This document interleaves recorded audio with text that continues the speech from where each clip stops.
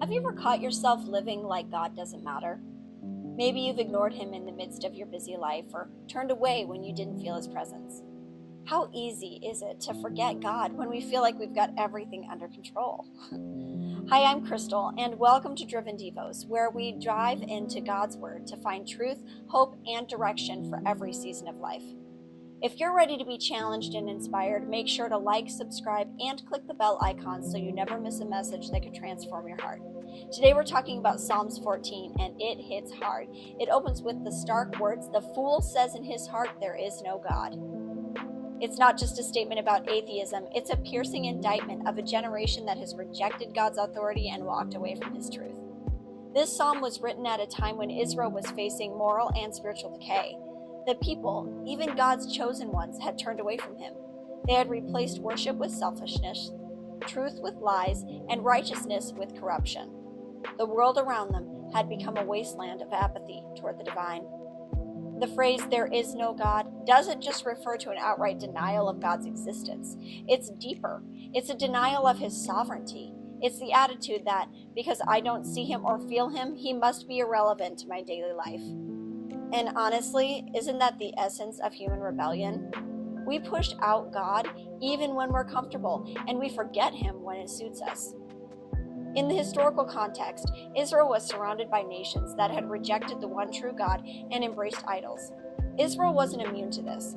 They had fallen into the same traps, worshiping other gods, living for pleasure, acting as though God didn't matter. The psalmist is calling it out. The fool says there is no God. But the world that denies him will eventually see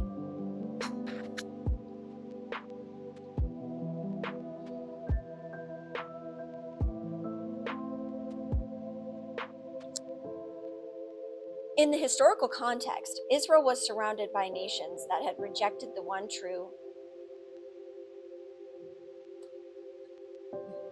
In the historical context, Israel was surrounded by nations that had rejected the one true God and embraced idols. Israel wasn't immune to this either.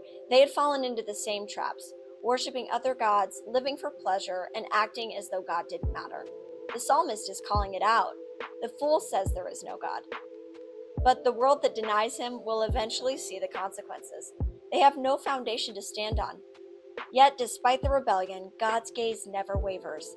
The Lord looks down from heaven on the children of man to see if there are any who understand, who seek God. God sees it all. Every act of defiance, every turn away from his truth, every choice that says, "I don't need you." And what does he find? No one. Not one. All have turned aside. All have become corrupt. But it's not a hopeless cry. It's a call to remember what happens when we forget God. There's only brokenness and destruction in that. And here's the kicker. In the midst of a world gone mad, in a culture that chooses rebellion over relationship, God still promises deliverance. The psalm ends with a cry for salvation. Oh, that salvation for Israel would come out of Zion. In the face of sin and failure, God still has a plan to redeem. The challenge for us today is the same as it was for Israel. Will we live like there's no God, like he's irrelevant to our choices in our lives? Or will we turn back to him, remember his truth, and seek after his salvation, even in the middle of a world that's lost its way? When we forget God, we become the fool, but when we seek him, we find salvation. It's always been this way, always will be. I'd love to know, how have you seen the effects of living like God is irrelevant?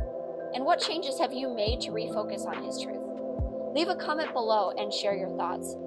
And hey, if this message encouraged you, don't forget to like and subscribe for more content that helps you live fully in God's truth. Stay rooted in his word, and I'll see you in the next video.